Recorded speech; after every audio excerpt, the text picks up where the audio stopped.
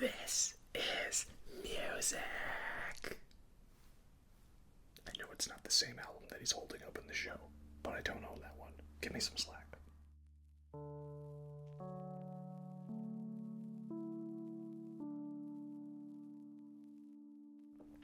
Hello everyone, and welcome to the ASMR review show. Well, for this video, we're talking about some metal albums, and the reason being is because there is a character in the new season of Stranger Things who is named Eddie, presumably after Iron Maiden's mascot, Eddie. And he's a metalhead, and he wears vests, and he talks about metal, and he's a total 80s guy, and he's awesome. And I'll be honest, I haven't actually watched season 4 of Stranger Things. In fact, until recently, I hadn't watched a single episode of the show. I just finished season 1. But I knew I was going to like the show. It was everything I enjoyed in, fiction. So yeah, I'm loving it so far. I'm excited to actually get to season 4 and see this character in action. But because of the way the internet works, it's been impossible to avoid hearing about this character and all of the big music moments from the new season. And a lot of these moments involve some of my favorite songs off of my favorite albums. So I figure this is a relevant way to talk about some music that I like and also recommend the fans of Stranger Things who are just getting into this type of music to check out some more stuff. So, as that one Canadian show said, it's like getting two birds stoned at once, right? So, gonna have some records that Eddie probably enjoys, and we're also gonna have a couple of records that didn't exist in 1986, but I feel that if you were to take these records and give them to someone in 1986 and they're a true metalhead, they would enjoy them. You'll see what I mean when we get to that. And hopefully by the time this video comes out, I'll have actually watched season 4 of Stranger Things. But again, I know the scene. This is music, and while as a metalhead myself, I really vibe with that attitude. So let's get into it. But if you clicked on this video thinking that I was going to talk about metal albums, I got bad news for you. You got clickbaited. We're talking about this Kate Bush album first. So, as many have probably heard, there is the song by Kate Bush called Running Up That Hill, A Deal with God. That's the big song in a big pivotal moment from season 4, I presume. And everyone's in love with that song now, and everyone's like, wow, this song is so great. And I'm over here not trying to be the whole, I knew it before it was cool, but what I'm saying is, I knew it before it was cool, and I was trying to get everyone to listen to it. So I'm glad that they finally did. It's about time you got here. But what I have to do is I have to recommend you all this entire album. It is absolutely fantastic. Kate Bush is she's British, I think English musician. Kind of does like pop music, but it's very unconventional and uncommercial.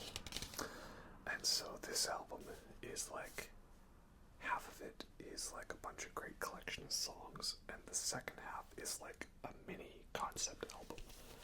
So there's a lot of great music on here. It sounds very strange and avant-garde and futuristic, but also it's still very 80s.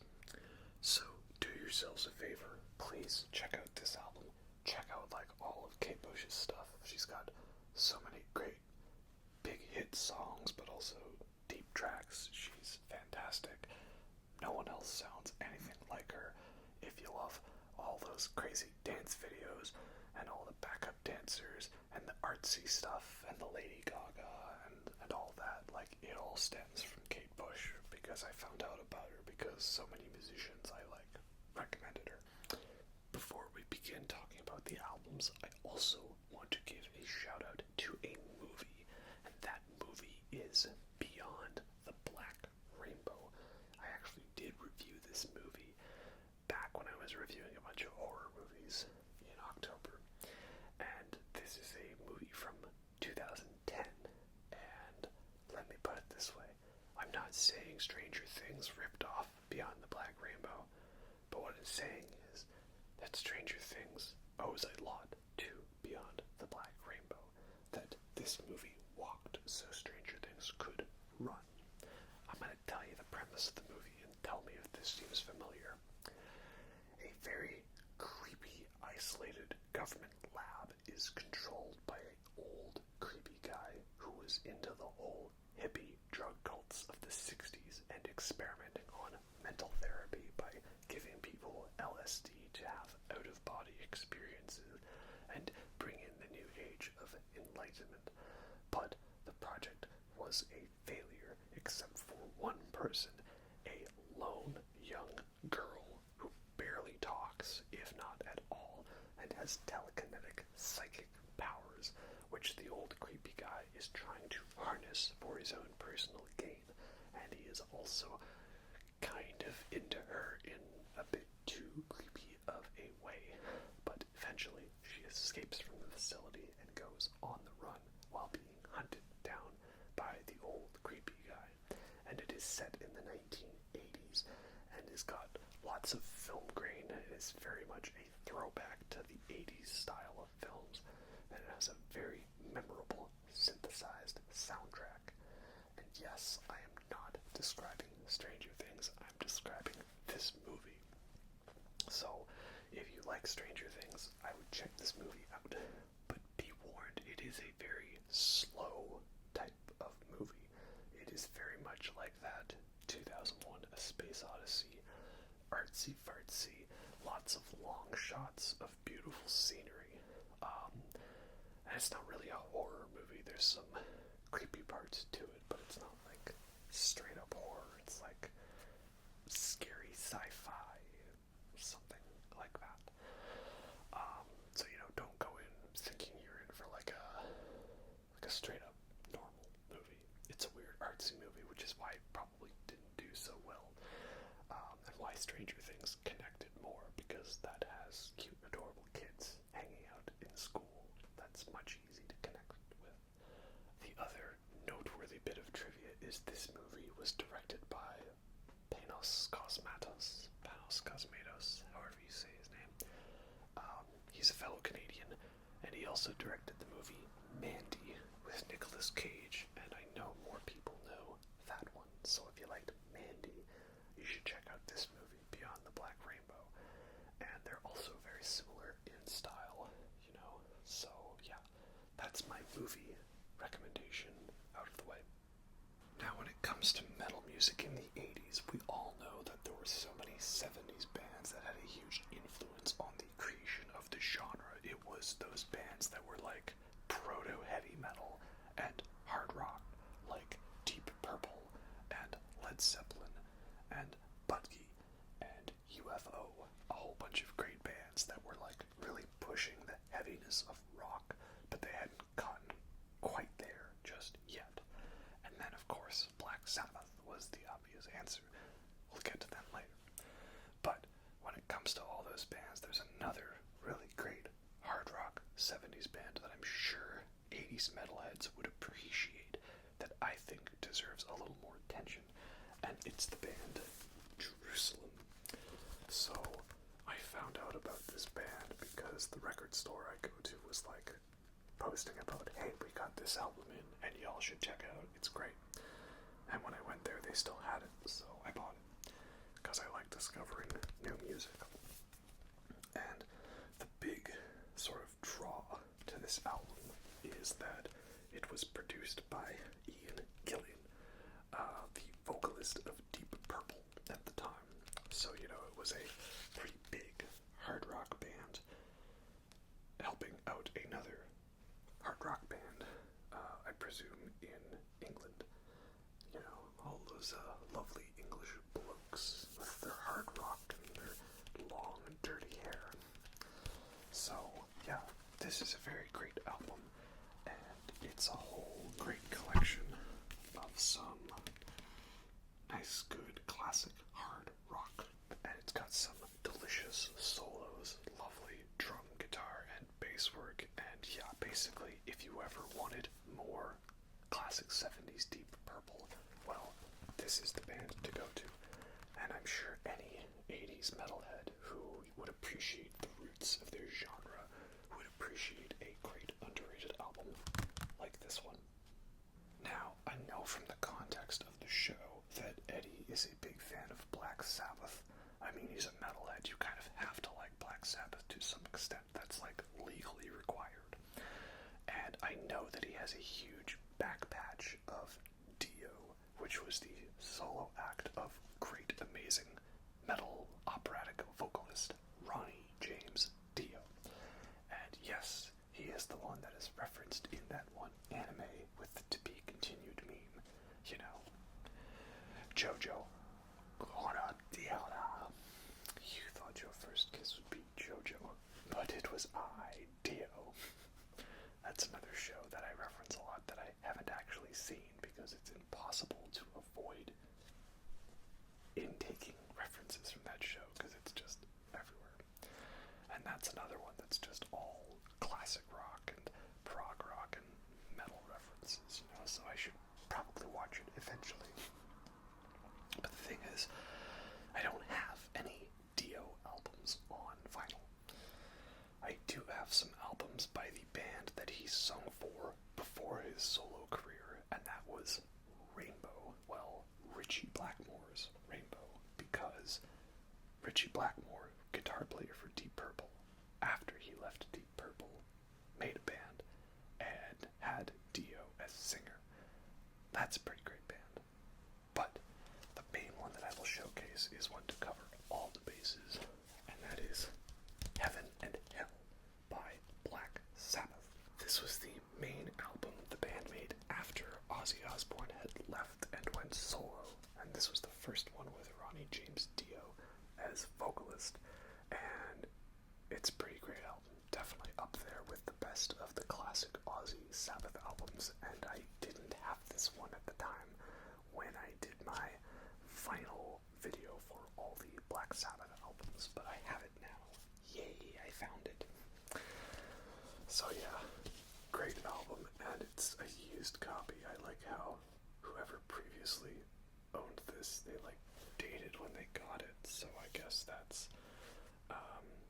August 2nd, 1980, and they put a little thing here saying that Ronnie James Dio is the new kid on the block. That's pretty cool. You know, always funny when you get those little notes and details from the previous owner. But yeah, this is a great album. It's still classic Sabbath. They've got a new sound that I guess you might describe it as neo-classical, shall we say. A lot more acoustic-y parts to it, and I don't know, it's hard to describe, but neoclassical seems the appropriate word. There's more keyboards, and the band's playing in a different tuning because they're now playing in half-step down. Before they either played in E standard or C sharp standard for the really heavy ones like Into the Void or Children of the Grave. But now everything's in E flat, and it gives a much more darker, sinister tone to it that fits in with how the songs are.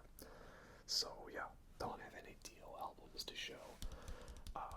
And I could have shown Rainbow, but we're going to show a Black Sabbath album that isn't one I previously showed, and that is this one, Heaven and Hell, with great tracks like Neon Nights, Lonely is the Word, Die Young, Lady Evil, and of course the epic title track, Heaven and Hell.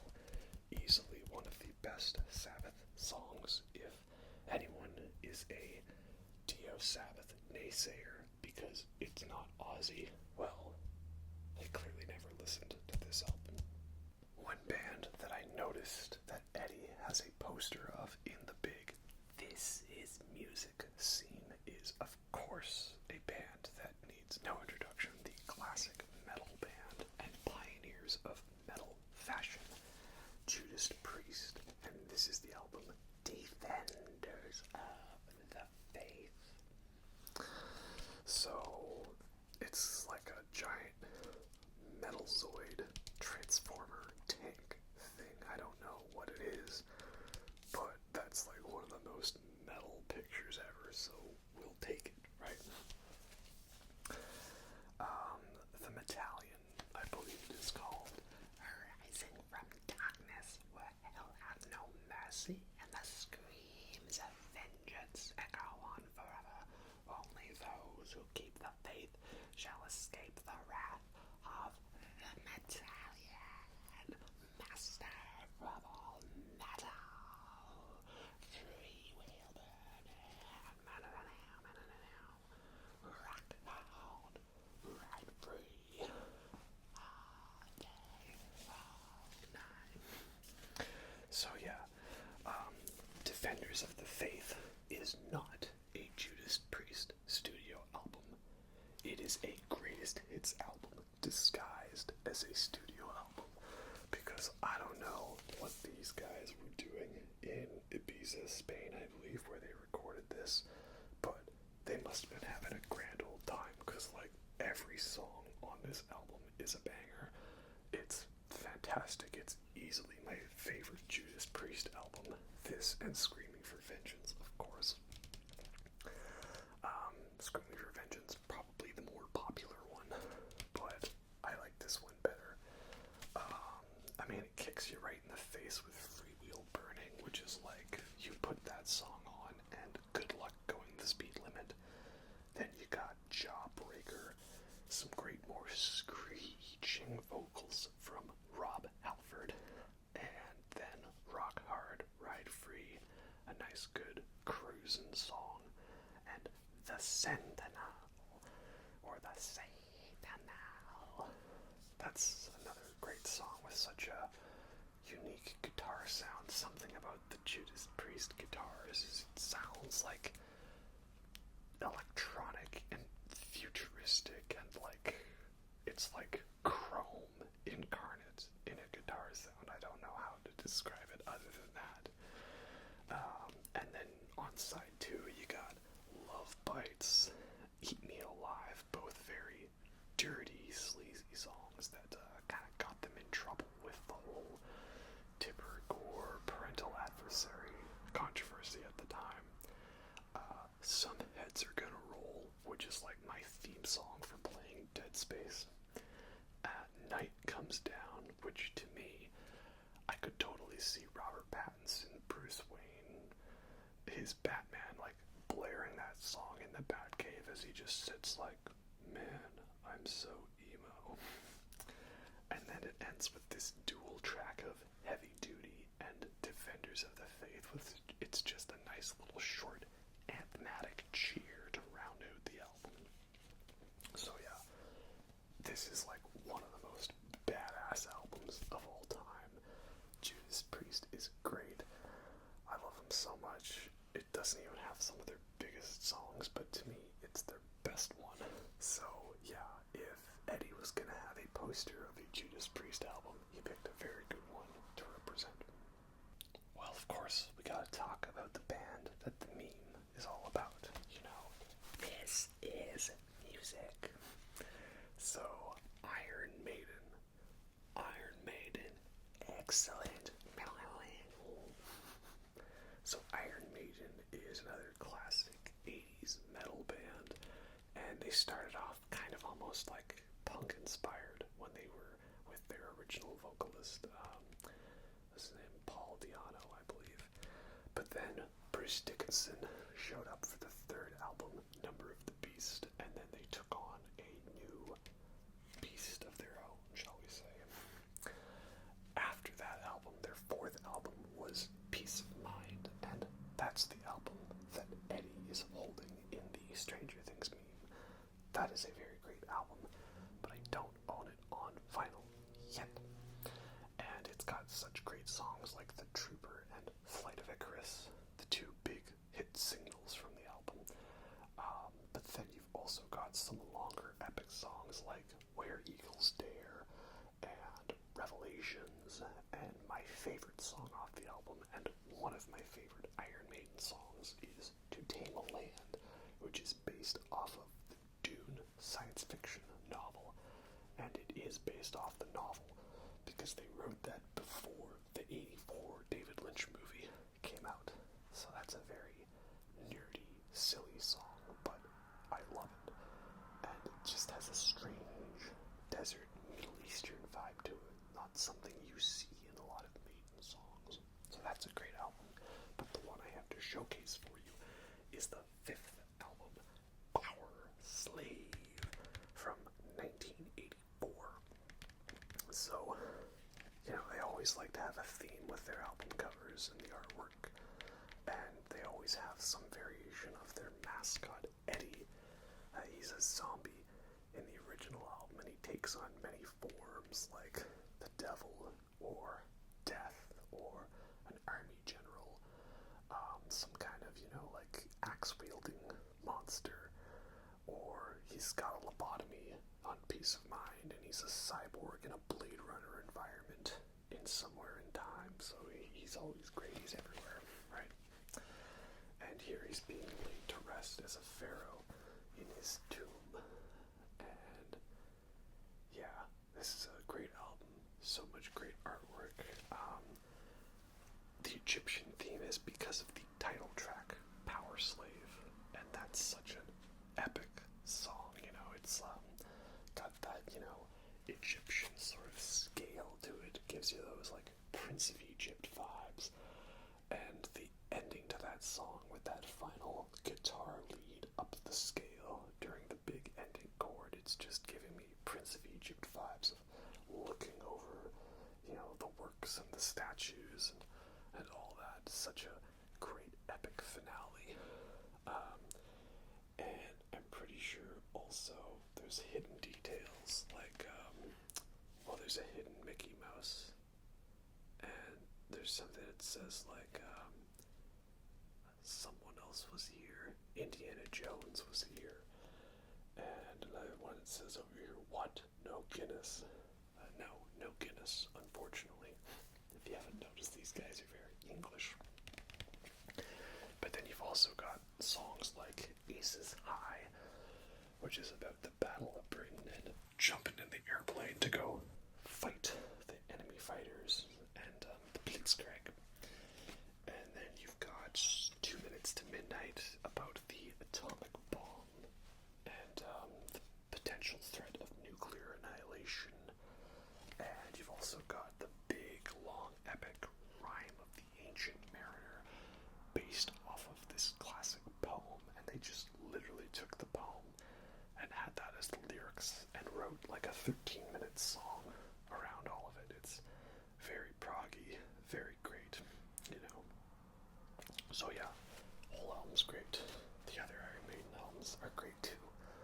My favorite one though is probably Somewhere in Time, and that one did come out in 1986, but I figured I would showcase the one closest to the sound of Peace of Mind, which this is the one I have, Powerslave. Great album. Now, next up is a band that I always shout out in my videos because they're one of my favorite, and they're not as well known, but they totally fit this 80s denim vest wearing, leather studs aesthetic, and that is the amazing French-Canadian technical progressive sci-fi thrash metal band Voivod, and this is their 1985 album. And again, isn't that just like one of the most metal covers there ever was? It's this giant robotic tank destroyer monstrosity who I believe is like the next evolution of the band's mascot, who's named Korgal, the Exterminator. And, you know, look at those guys there on the back. Don't they just look like some of the most metal guys there ever was, right? And some of these song titles, Fuck Off and Die, Slaughter in a Grave, and Ripping Headache, and Thrashing Rage, and To the Death. Like, this was Voivod Voivod's second album. The first one, War and Pain, is pretty good, and it's like, it still stands out as having a unique sound in the sea of all of the early 80s metal bands. But this one is like even more crazy and fast and aggressive. It was kind of the last time they would do an album like this, because after this one, the next ones started going in the more technical, proggy side of things, to the point where it was not as metal anymore. It was more prog than metal. It's like if Rush decided to just go full on outer space metal music. But this one though is very brutal, and if you need someone else besides me to endorse this album, look no further than Dave Grohl of Foo Fighters and Nirvana fame.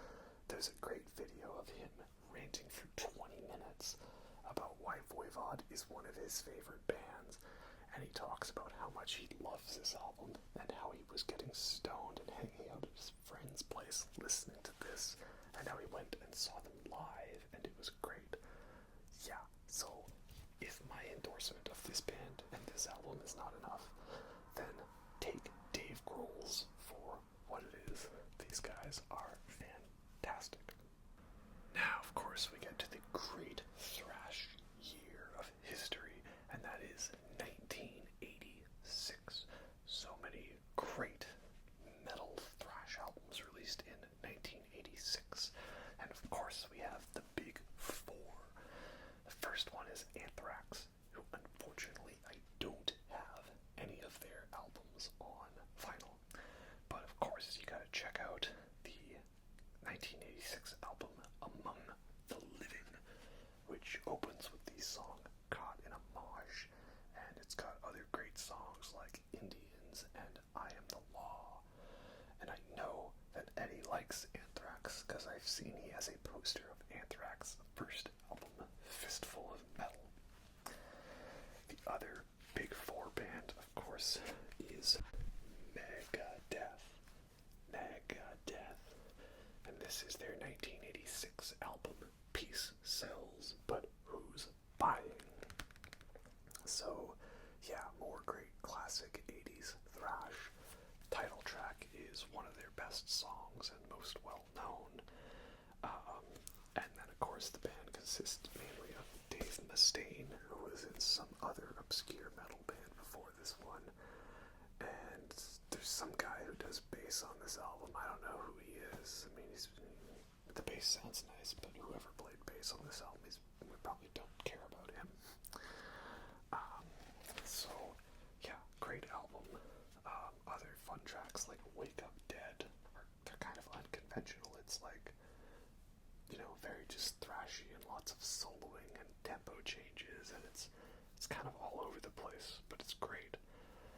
And some other songs with some nice slow builds to them, like Devil's Island and Good Morning Black Friday.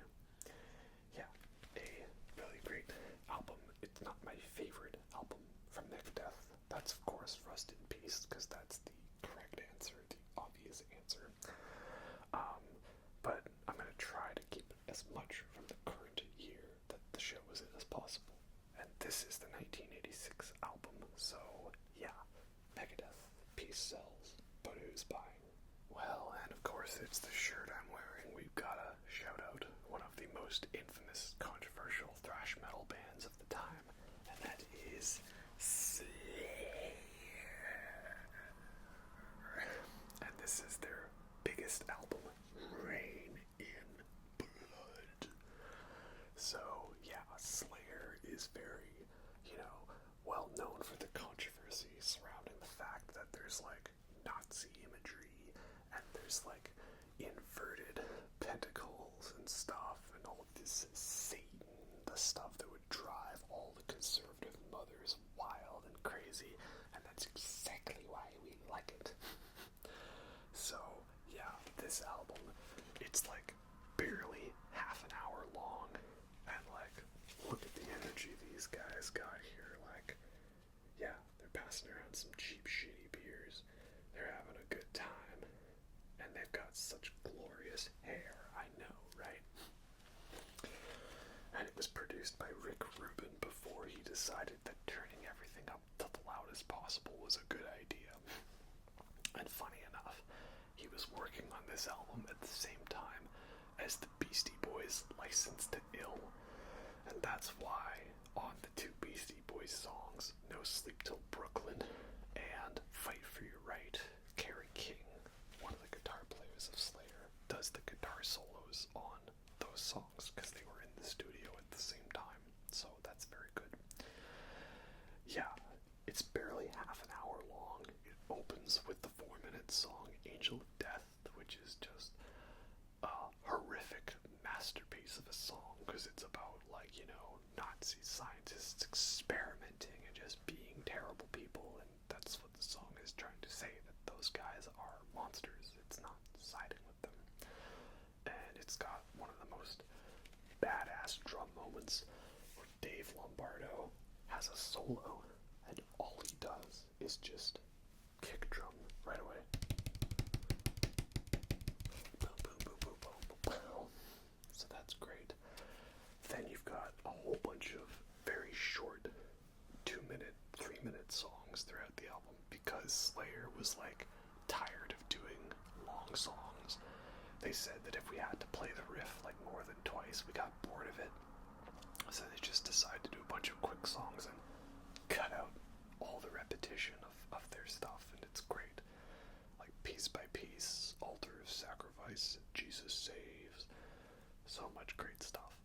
And then it ends with the longer song for Slayer, Raining Blood, the most well-known, famous Slayer song there ever was. And yeah, it's a pretty brutal masterpiece. Like, I'm sorry if you never got the chance to see Slayer live. I did. Twice. But when that song kicks on and you hear those drums, you know shit's about to go down. And there's a fun detail in the liner notes is that it tells you who's playing what solo, whether this solo's by Jeff, this solo's by Carrie. But when you get to the end of Raining Blood, where it's all that screechiness, that segment is credited as Noise by Kerry King and Jeff Hanneman, not Solo by Jeff, Solo by Kerry, Noise by Jeff and Kerry. So that's a fun little detail. I like that a lot. And this album is great. My favorite Slayer album might actually be Seasons in the Abyss, but that one didn't come out until 1990, and I don't have that one on vinyl. This is the appropriate choice if you're going to showcase a Slayer album. I mean, you know, it's an album that will live in infamy. And of course, the last of the big four bands is this obscure little band no one's ever heard of called Metallica. So yeah, this is Master of Puppets. It's a brutal album. It's Metallica's third album, and this was their last with bass player Cliff Burton, and many would regard this as their best, and I would say so too. This is my favorite album of them. I think so. Yeah. Yeah, it's probably my favorite too. It's like this, Ride the Lightning and Justice for All and Kill 'Em All. Those are all the best ones, obviously. I actually do like all the other Metallica albums later on, but I'm not gonna tell you that the 80s is not the best. The 80s is the best, obviously. So yeah, this is the other reason why I have to do this video, because Master of Puppets, the title track from this album, is in a very pivotal scene in the new season, and I've seen footage that Eddie is playing it and shredding Master of Puppets on guitar, which is fantastic. But if that was getting you into Metallica, y'all need to check out the whole album, because so much great stuff on here. This was the first Metallica album I listened to. It was the one that got me into them, and yeah, still my favorite of them to this day.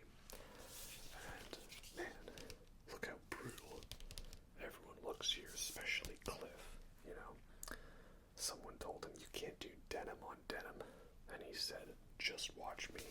Loud, distorted bass sounds. Wow. So, yeah, it's got my favorite Metallica song, Battery. Just a fast, punchy opener. And the title track, Master of Puppets, is such an epic song. That was one of the first songs that really got me in the idea that a song can, like, tell a story, and it can have different parts and different moods to it. Because it has this whole anti-drug message, you know, master controlling you, and chop your breakfast on a mirror, right, and needing your fix being controlled. But then it's got the soft part in the middle with the cool guitar harmony, and then from that it, like, climbs its way back out of the darkness to more heaviness and brutality, and a crazy shredding solo from Kirk with some very fun guitar moments. So I'm not saying that that's like the definitive song to showcase those elements in music, but in my experience growing up, it was one of the first ones to show me that. That and probably Bad at Hell by Meatloaf. Because I never thought they could make a 10-minute song, but they can, right? And you've also got The Thing That Should Not Be, which is a very slow, crunching, heavy song where they tuned all the way down to D standard, and that one's about, like, Cthulhu and eldritch horrors and all that stuff, so of course I'm gonna like it. And you've got Welcome Home, Sanitarium, which was inspired by One Flew Over the Cuckoo's Nest. Great classic Jack Nicholson movie. And I always thought, though, that it reminded me of that Michael Bay movie, The Island, because I remember that had just come out when I started listening to this, and I sort of saw the parallels in my mind.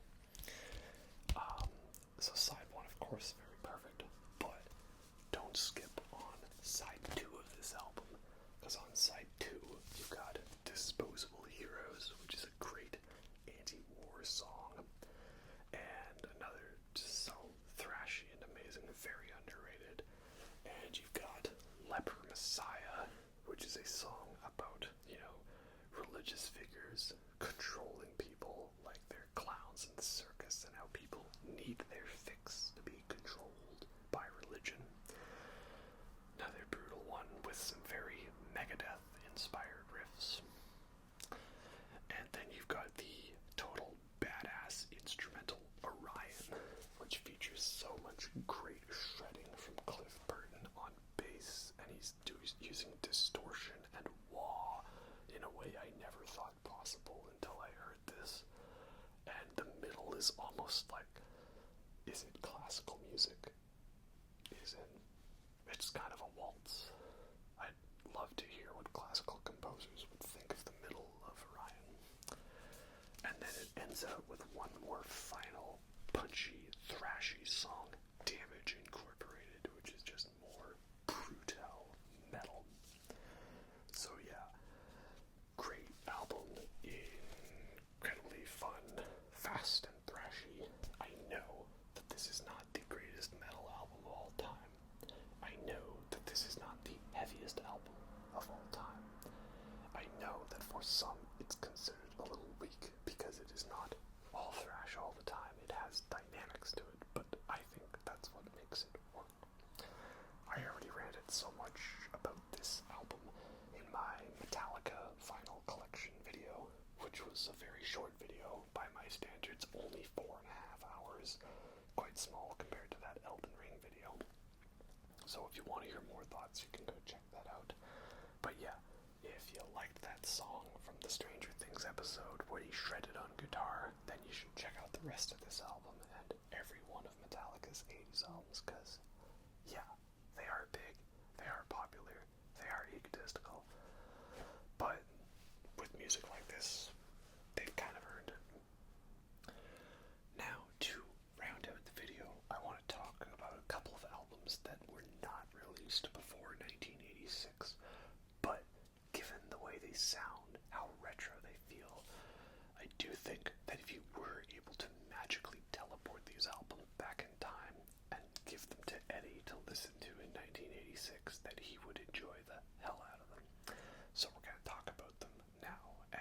this is also good because if you were looking for some newer thrash metal that still sounded retro, maybe you should check these guys out. The first band is Power Trip, and the album is Manifest Decimation. These guys are newer, but I don't know what the future of them is going to be because their singer recently passed away, so that's a bummer. That sucks. But yeah, these guys are great. I haven't listened to them too much, but basically it's like they sound very retro, like good old school thrash metal, just straightforward and punchy.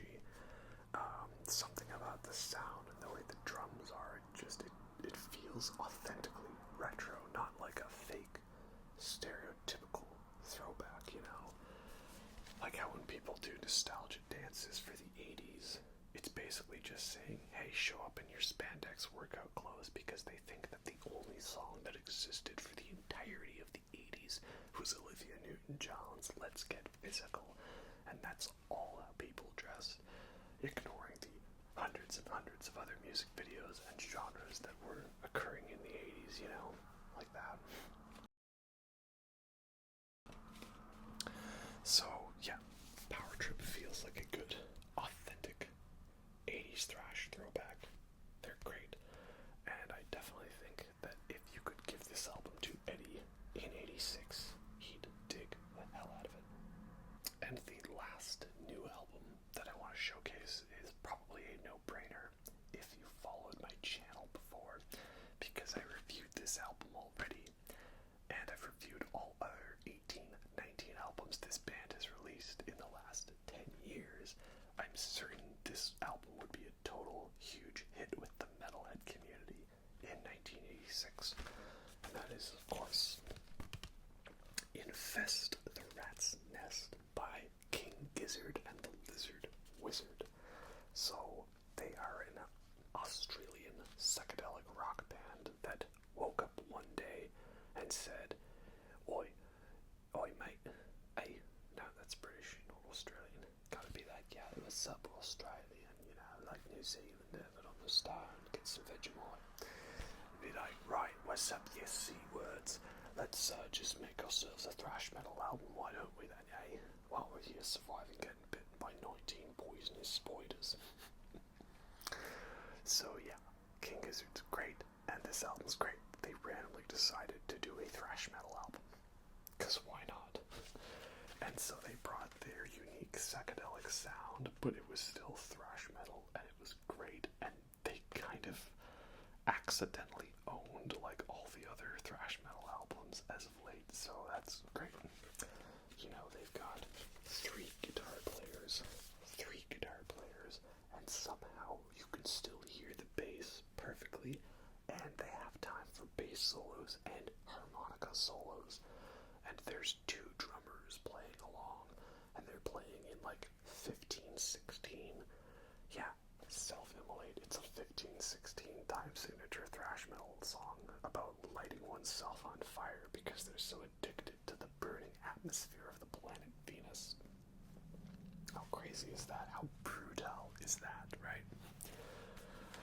So yeah, definitely check this album out. You don't need to be a fan of the band already to enjoy it, because it is very out of left field for them, and that's saying something given their history.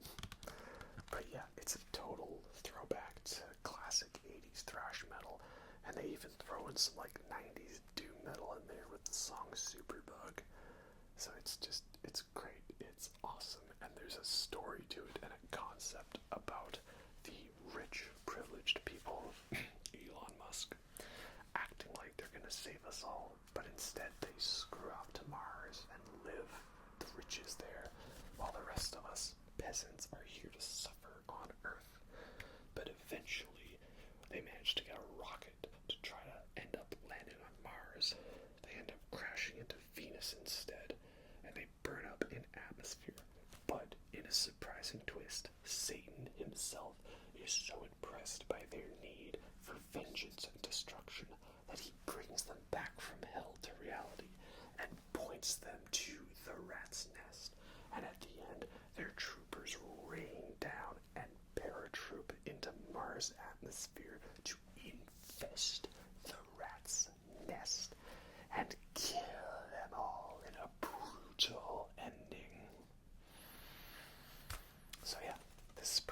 as an album.